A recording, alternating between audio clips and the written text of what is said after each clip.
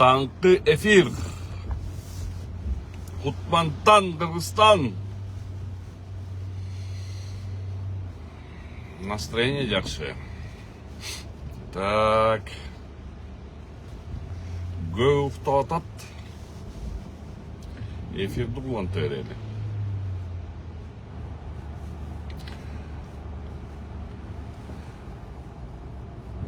Так. Эфирде geçiresizler. Мына bir kişi girdi. Hazır bir kişi эфирде. Поделиться қылып қойсаңыздар. Эфирде. Эки киши Камбар Амаркулов. Салам алейкум. Поделиться қылып қойсаңыздар. Таңқы эфир. Кутмантан, Кыргызстан. Жашасын Кыргызстан. Так, ең бірінші. Тогда баштай берелі, елдің барын ойғытпай. Кечиресіздер, мен бұл эфирді кыргызчасынан жүргізбейм. Бұл эфирді мен орыс тілінде жүргізбейм. Анткени деген тиякта Газпром бойынша да сөз болады. Газпром бойынша сөз болған соң, аякта Россияның жарандары да көрсін, ошон үчүн кап этпегиле.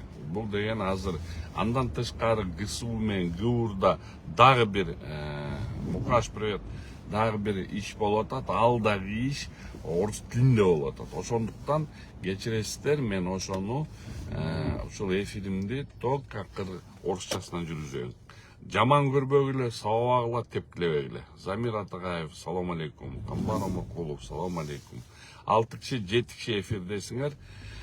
Андемесе ең бірінші башталып тұрған сөз бұл ГСУ менен ГУРдун жасап аткан иш кадамдар.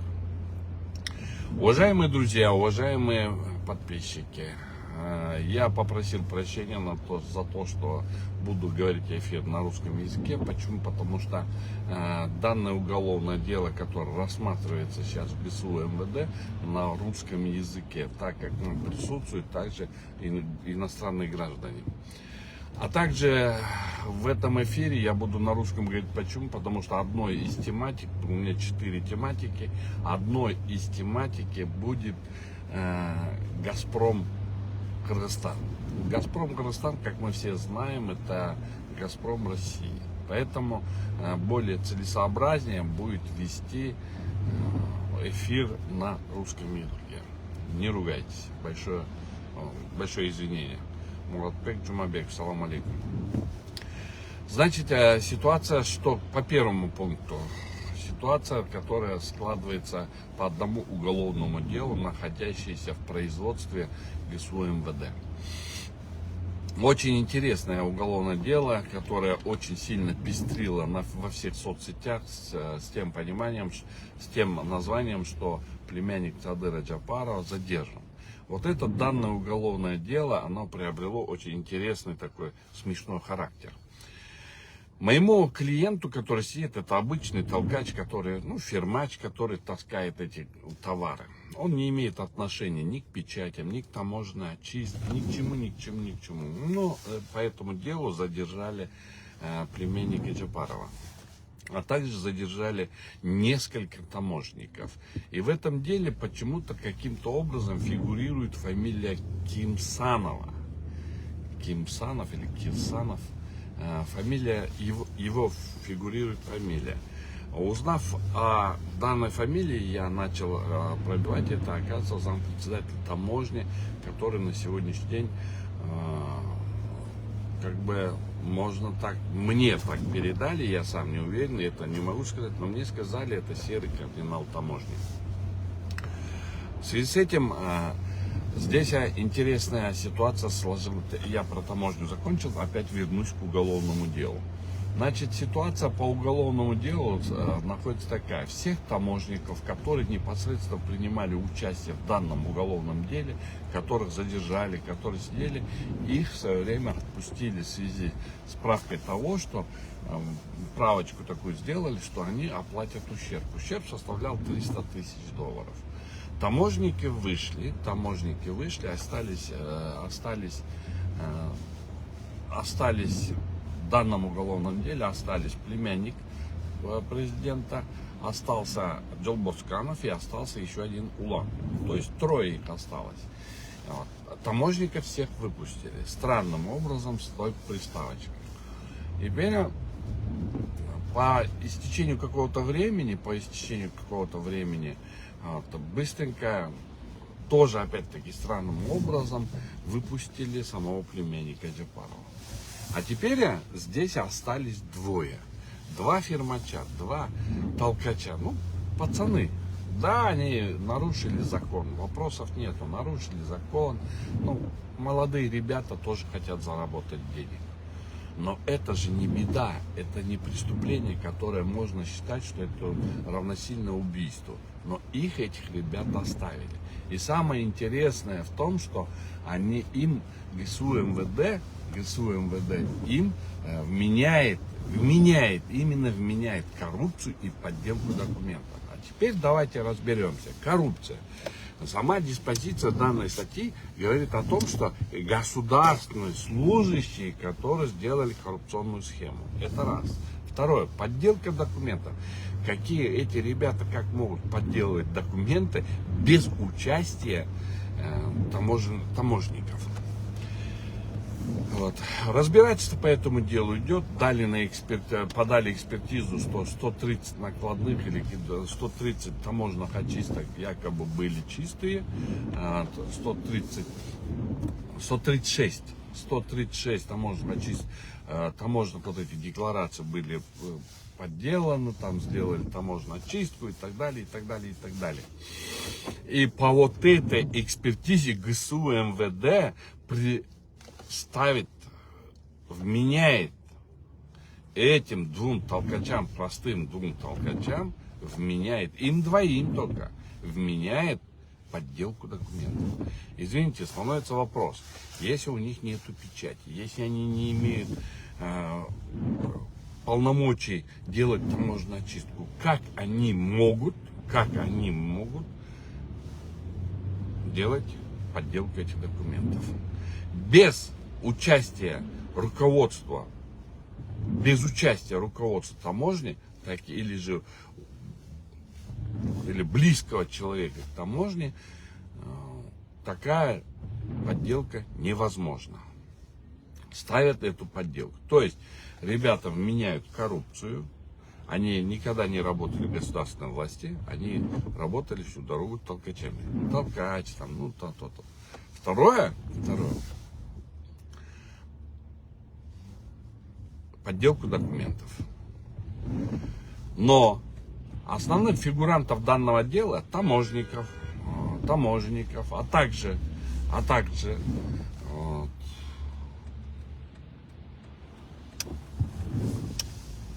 племянника Садыра Нуралиевича, а также некоторых таможенников, тех таможенников, которых крышуют якобы, я не знаю, но мне это тоже так сказали, господин Кимсанов, и якобы он их отмазал.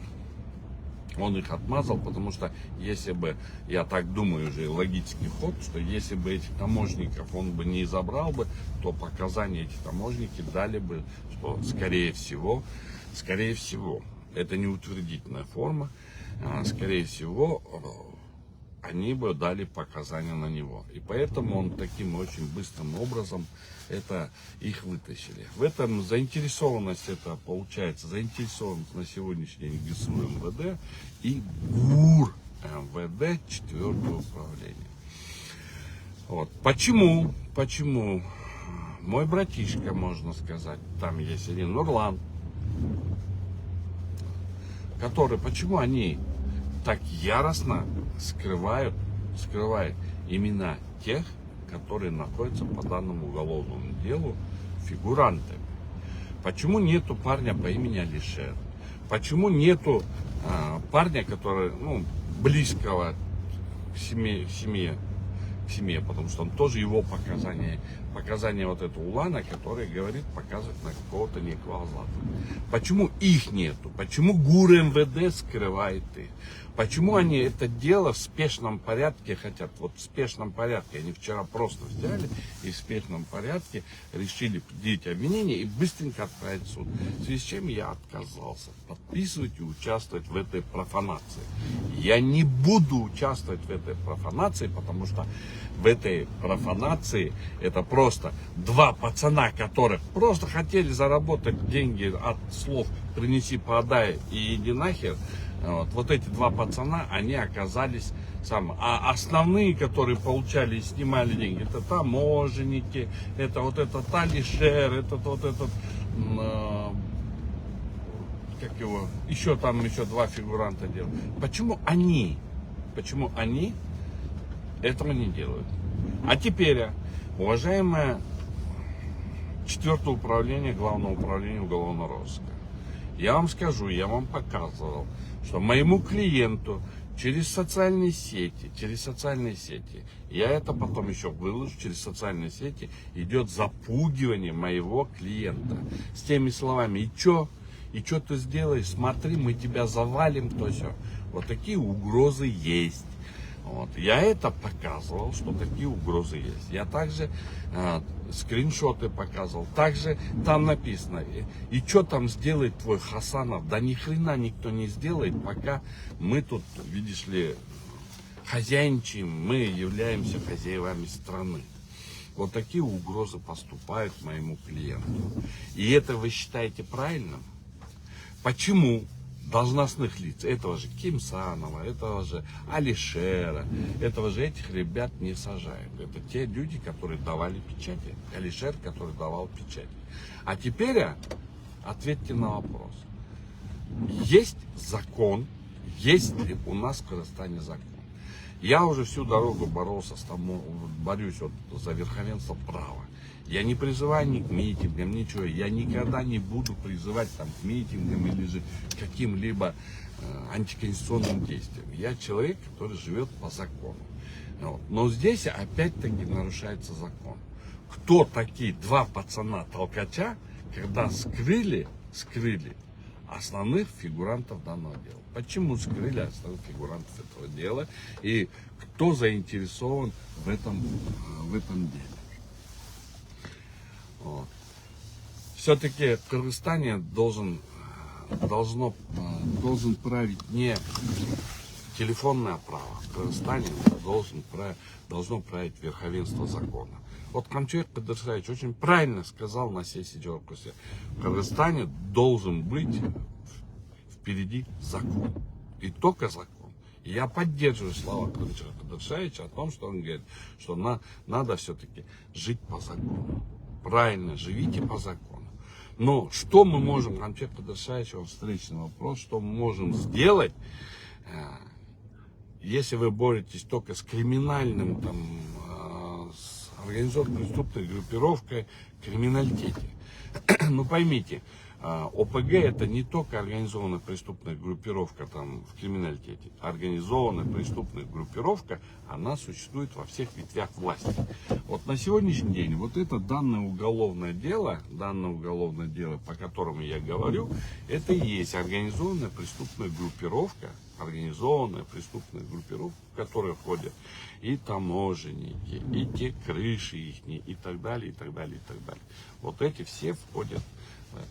И поэтому спрашивается вопрос: уважаемые наши властьдержащие, до каких пор Кыргызстан будет жить в телефонном праве? Потому что такого права нету, не существует такого права телефона. Но на сегодняшний день это стало как законом, телефонное право. Если позвонили, сказали или развели, то это и называется телефонное право. Дальше поехали. Теперь второй вопрос заключается именно вот это сотрудникам ГСУ и ГКН ГСУ, МВД, ГУР МВД. Вы понимаете, вы излишний раз вы заботитесь о имидже президента. Вы своими действиями угодить президенту, в угоду президенту, вы наоборот делаете ему медвежью услугу, понимаете? Вы наоборот портите авторитет Садыра Нуркожоевича. Человек виновен, пускай он сидит. Слова Садыра Нуркожоевича, когда его племянника закрыли, были такие. Виновен, переступил закон, пускай отвечает по закону. Излишняя самоуверенность, излишняя забота о нашем президенте, такими действиями, какие творите вы, это наоборот я расцениваю как саботаж президенту. И мне жалко, потому что Садыр Нуркожоевич мне не далекий, не дальний человек. Вот. Камчик Кадыршевич мне не дальний человек. Вы вот такие действия, вот именно такие действия силовых структур, следственных структур, именно таким образом вы и делаете саботаж им для того, чтобы показать свою излишнюю преданность. Ваша преданность, она излишняя. Поэтому то, что вы творите, это беспредел. То, что я никогда не касался таможни, я не смотрел на таможню, мне всегда говорили, таможня это самый коррупционный орган, то-то, то-то. На сегодняшний день, я занимаясь этим делом, этим уголовным делом, я понял, что в реальности, оказывается, на таможне такие миллиарды, которые проходят мимо бюджета. Это миллиарды. И мы все говорим, Раим плохой, то все. И говорим про Раима Миллиона, что он вот так вот столько лет сидел на коррупционной схеме, а оказывается ничего не изменилось. Вместо Раима занял другой человек. То есть это, люди из Советского Союза, они хорошо вспомнят один художественный фильм «Свадьба Малиновки». Там такой самый мой ненавидящий персонаж, это персонаж вот этого старика, который просто менял шапки. Наши пришли и менял шапки.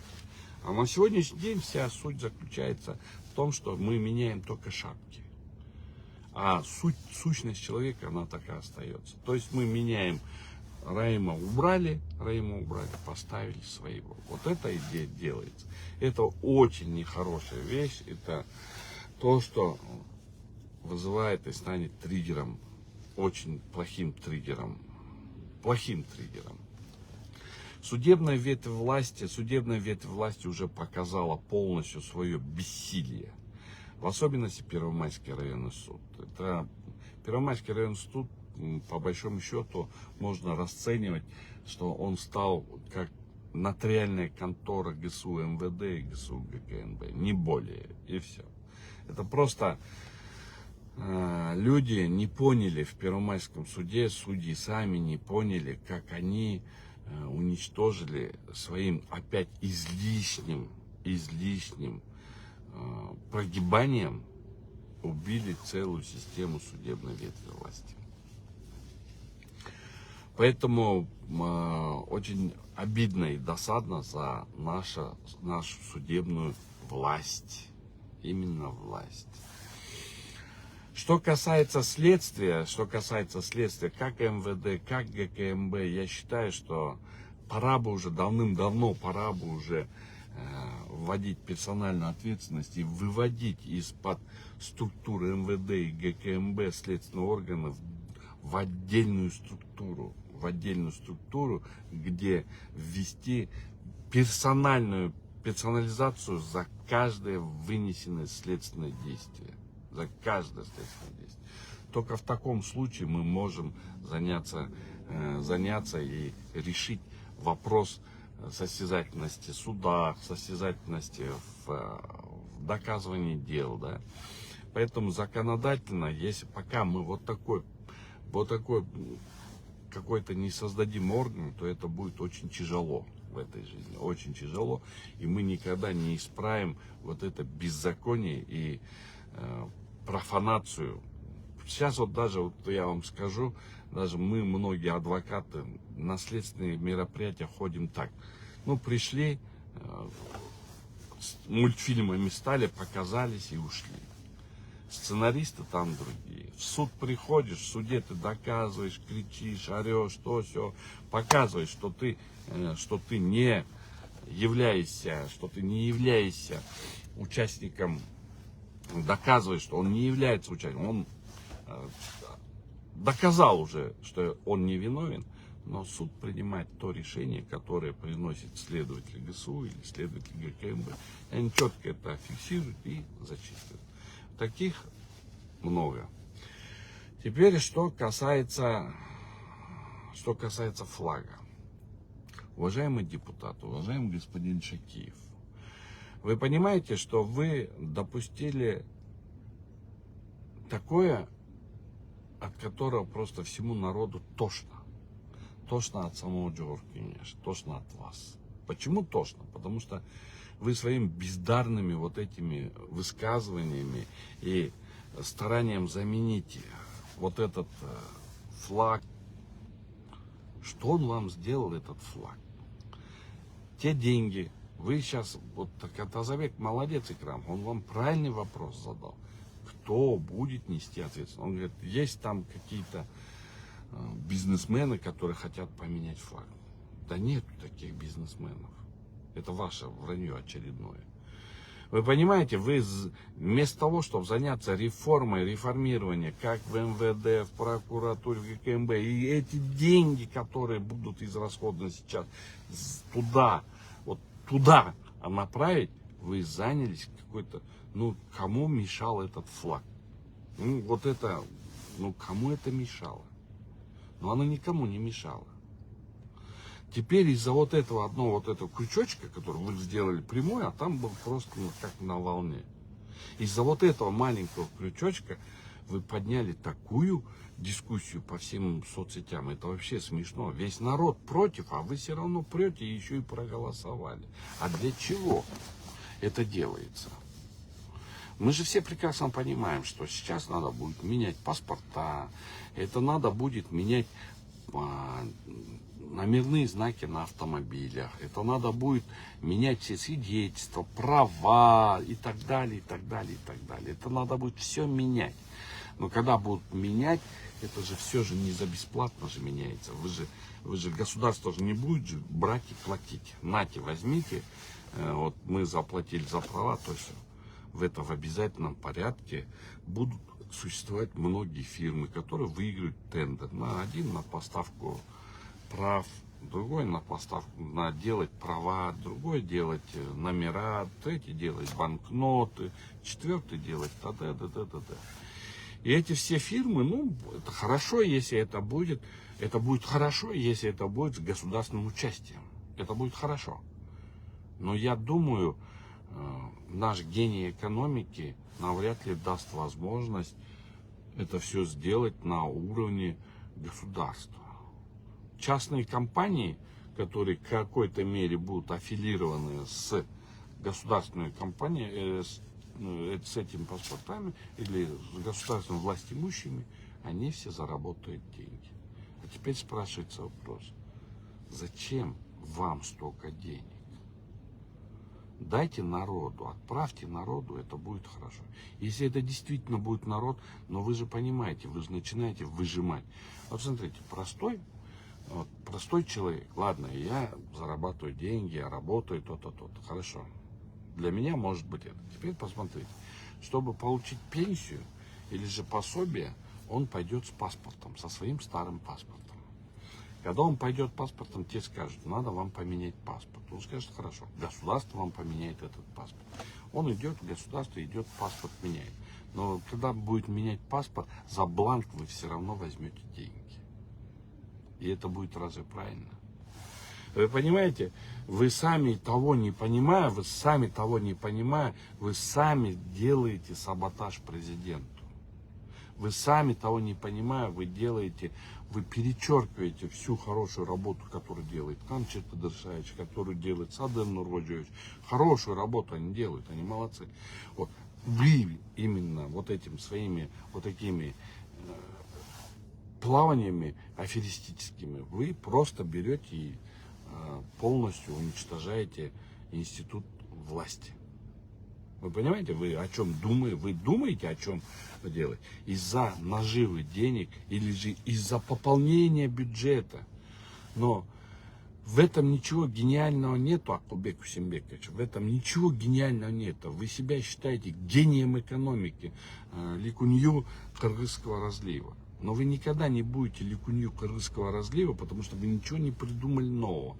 Вы придумали, мне вчера так сказали, что якобы вы хвалитесь, что проект флаг, это ваш проект, под этот проект мы будем вытаскивать деньги, пополнять бюджет. Но таким образом, пополняя бюджет, это ничего гениального нету. Это больше авантюристическая стадия. Авантюристическая стадия с ККМ, контрольно-кассовыми машинами. Вы же заставляете просто народ идти и брать эти контрольно-кассовые машины, отменив патентную систему. Патентная система на сегодняшний день, она более эффективная была на сегодняшний день. Я не говорю о том, что ККМ не нужен. ККМ нужен, но чтобы быть ККМ, надо создать условия для ККМ. Это считайте, вы считаете просто сели на народ. И таким образом вы хотите вытащить деньги в бюджет и пополнить бюджет. Здесь никакой гениальности нету. Здесь абсолютно никакой гениальности нету. И вы считаете себя гением. Таким образом пополнить бюджет — это просто смешно. Создайте совместные предприятия, то-то, то-то, то-то. Вот такие вещи создайте, это хорошо. Это хорошо, понимаете. Вот за счет этого создайте места, рабочие места, социальные выплаты, вот эти места. Тогда само по себе уменьшите налоговую ставку. Уменьшите налоговую ставку по некоторым вариантам.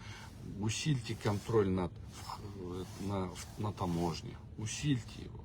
Экспорт полностью, импорт, экспорт возьмите под контроль. Таким образом вы сделаете, создайте совместное предприятие, сделайте все-таки хаб в Кыргызстане. На сегодняшний день для Кыргызстана это очень идеальный момент, когда можно создать хаб здесь, Кыргызстана, между Россией, когда вот идет такая, и за счет этого получать большие дивиденды в бюджет. Но вы вместо того, чтобы создать вот такой хаб, создать вот такие дела, просто хотя бы подумать, вы просто сидите, акылды болып кеткенсіп, там других своих ребят чморите. Эти ребята намного грамотнее вас. И вот этих ребят вы чморите, думая, что вы гений. Вы не гений. Поверьте мне, вы не гений. Вы просто идете по старинке, вы просто выжимаете с народа. Помните мультфильм Советского Союза, вот это, как его, Чиполлино?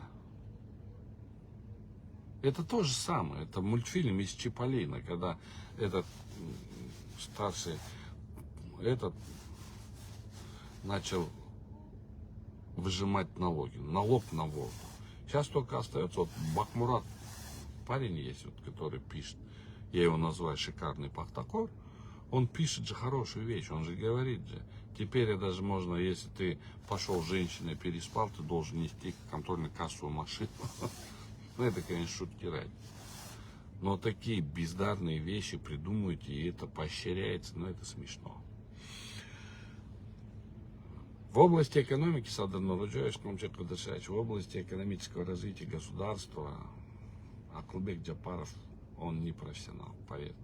Вот вчера говорили, вот Өмурбек Токтоголович, он намного более профессиональнее. Вот Бабанов, он намного профессиональнее. И у него голова работает получше.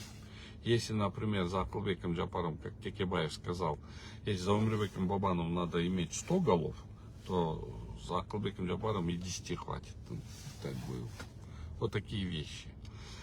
Вот. Теперь, что касается Газпром Кыргызстан. Уважаемый Газпром, филиал бишкекского Газпрома. Я к вам 2 месяца назад обратился, оставил заявление, зашел к вашему председателю бишкекского филиала. Попросил быстрее мне подсоединить. Мне сказали, я говорю, давайте я сам подсоединю и все, там 2,5 метра по прямой. Я тут трубу заварю, туда трубу вытащу, все. 2,5-3 метра. Председатель бишкекского филиала Газпрома поручил тут же своему помощнику. поручает своему помощнику, не создавайте препятствий, давайте быстрее. Значит, вот эти молодые ребята с проектного прилетели там, да, вот такие все, распальцованные.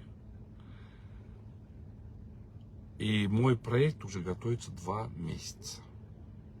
2 месяца. 2,5 метра.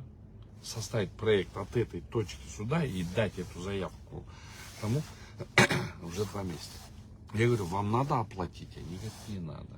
Когда будет выезжать группа, вы приедете, оплатите. На сегодняшний день бюрократия, которая разведена в «Газпроме», это просто с ума сойти.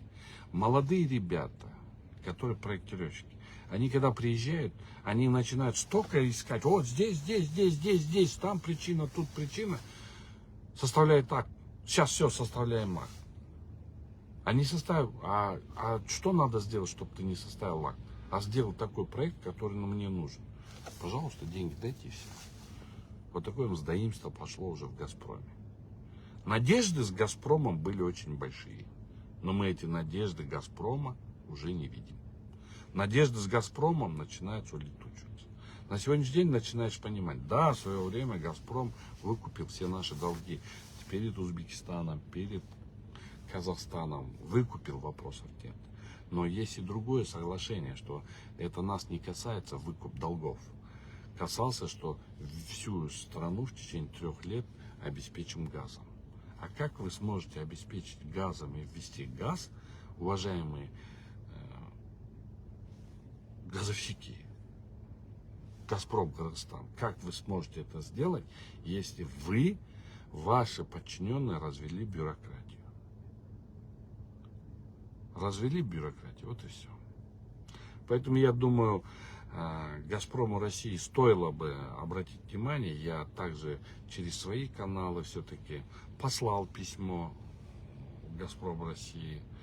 Я думаю, что я этот вопрос подниму на уровне еще и того, что в Кыргызстане, «Газпром Кыргызстан» развел бюрократию. Бола, братан, как в молодости, помнишь, братан? В молодости я так обращался. Мы с тобой когда. Бола, братан, неужели ты стал такой, братан? Ты же был же очень жесткий человек. Ты же разбирался с теми, которые. А здесь у вас уже бюрократия. Я думаю, вы исправите это положение.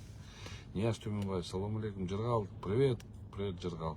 Салам Тучиев, саламатспы, Анар Ахмангалеев, саламатспы, Эркин Уркунов, саламатспы, Ринат, саламатспы, Джилдыз Баисов, саламатспы, Нургуль Мамбиталиев, саламатспы, Айбек Сатиев, салам алейкум, Рабия Таирова, саламатспы, Мастер Таназаров, салам алейкум, Айгуль Сакыбаева, салам алейкум, Ганат Паке, саламатчылык, МП Бостер Тазлак Смотус Моншай, правильно, вот здесь пишет, правильно говорите, если Джаманбаев, Алишер и Улан Кимсанов привлекут, тогда другие коррупционные схемы откроются, и откроется, кто крышует, поэтому все равно их отмажут. Ну вот видите, уже здесь уже появляется. Ислам Манзалим, Мадлен Каракулов. Мадленыч, привет. Курс Чолдош, салам алейкум, Тамара Кирим, Замир Сатва, саламат с Замирджа.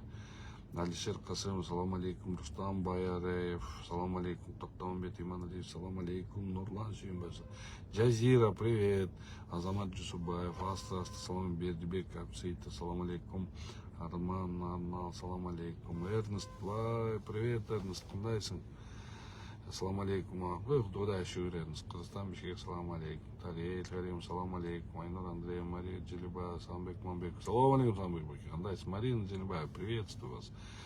Айнур, Андрей, саламатспы, Аскар, Усман, Скарик, привет, Марти, Чумагулу, салам алейкум, Путмантан, Батма, привет, Батма, Кэри, Баха, Медери, Макеев, Василий, Васька, привет, Васька, созвонитесь со мной, Нурбек, Беремкулов, салам алейкум, Сардыкпаев, Улан, Батьяров, салам алейкум, Салим Айже, саламатспы, Нургуль, Болотбек, Нурлан, Балта, Асель, Мукеев, Акутаев, Ассаламу алейкум, Алмаз Кем, ассаламу алейкум, Канатеке, Кандайс. Привет, Алмазик, Кандайсың, жақсы, Худаға шүгір. Жантыев, Ташиба, Тусмек, Джумадилов, Рахман, Исмаилов, Әшбек, Абдыбек, ассаламу алейкум, Хыдыр Искендер. Хыдыреке, Кандайсыз? Майранбек Жумабеков, Мукаш, привет. Барыңар менен эми учурастым болушум керек. Кудайым буйрса баары жакшы болсун. Мен ойлойм биздин Кыргызстанда баары бир Кыргызстан мыйзамдуу улуп жолго түшөт. Баары мыйзамдуу болот. Мен ишенем биздин бүгүнкү күнү бийликте тургандар баары кандай болбосо да тегерек четин карайт. Ошону менен барыңарга жакшылык, аманчылык, аман болгула, Кыргызстан алга.